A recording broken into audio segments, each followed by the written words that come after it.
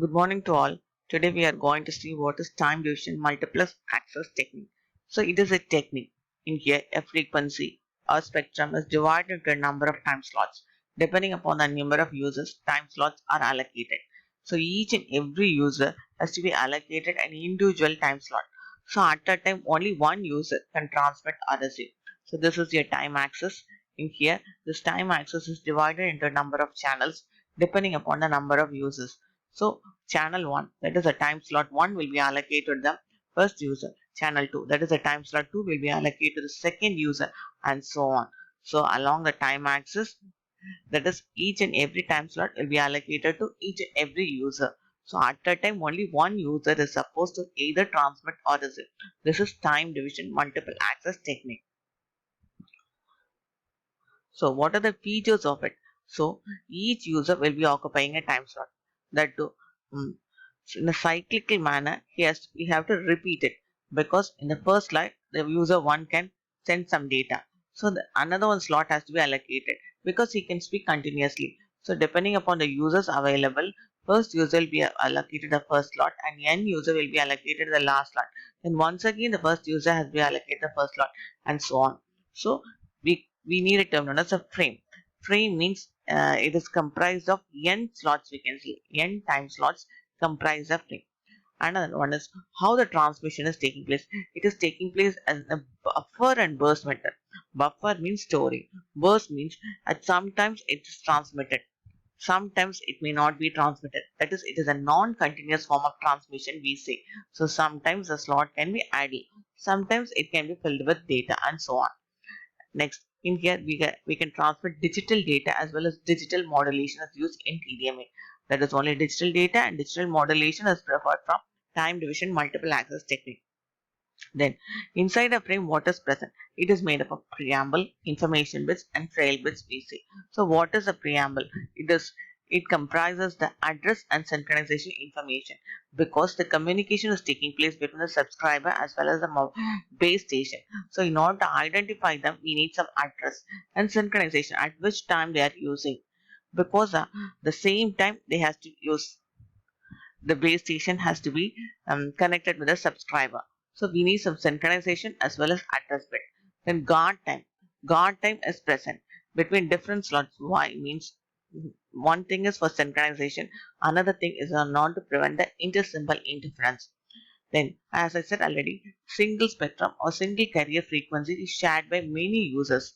So, the number of time slots per frame, that is the number of time slots present in each frame, depends on the modulation technique as well as the bandwidth.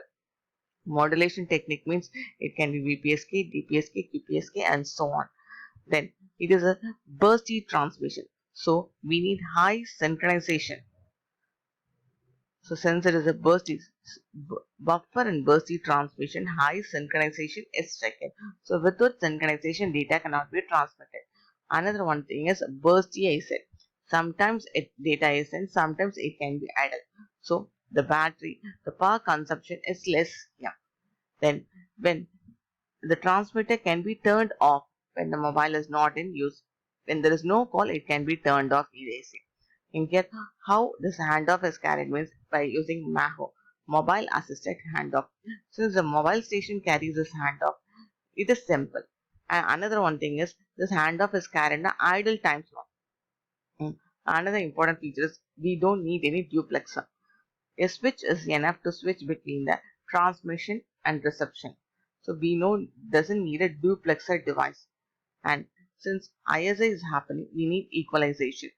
And we also need an adaptive equalization since the transmission rate is very high.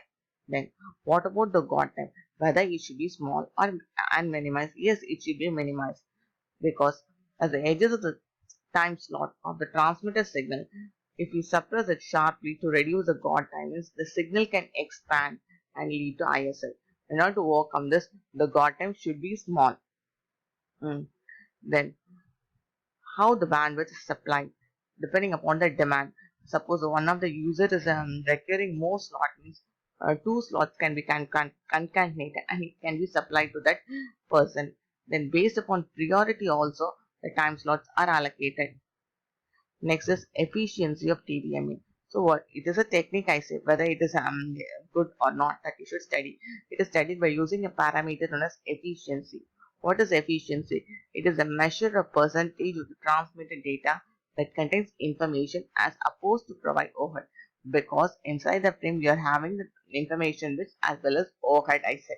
So how much amount of the information bit is present and how much amount of overhead is present? Because the transmitted data should be large when compared to the overhead. If it is large, means it is very highly efficient, we can say. Then what is the percentage of bits per frame that contains the useful data? That is also called as efficiency. So frame efficiency depends upon number of bits per frame. Number of bits per frame, it is denoted BOH. That depends upon number of reference bits per frame, that is number of traffic bursts per frame, that is NP. And BR is the number of overhead bits per reference burst, and BP is the number of overhead bits per preamble in each slot, and BG is the number of equivalent bits in each guard time interval. Next is, what is the total number of bits per frame? That is denoted as BT. BT is equal to TF into R. What is TF? It is the frame duration, and R is the channel bit rate. Efficiency eta F is equal to 1 minus BOH by BT into 100. So already what is BOH we have seen. BOH is equal to NRBR plus NTBP plus NTBG plus NRBG. Then what is number of channels is denoted by M, that is N, that is equal to M into total bandwidth minus twice the guard time divided by the channel bandwidth. So the guard time should be low.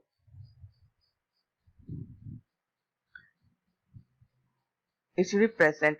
Guard time should be minimized, I said. It should be present at both low and high end of the channel in order to bleed over.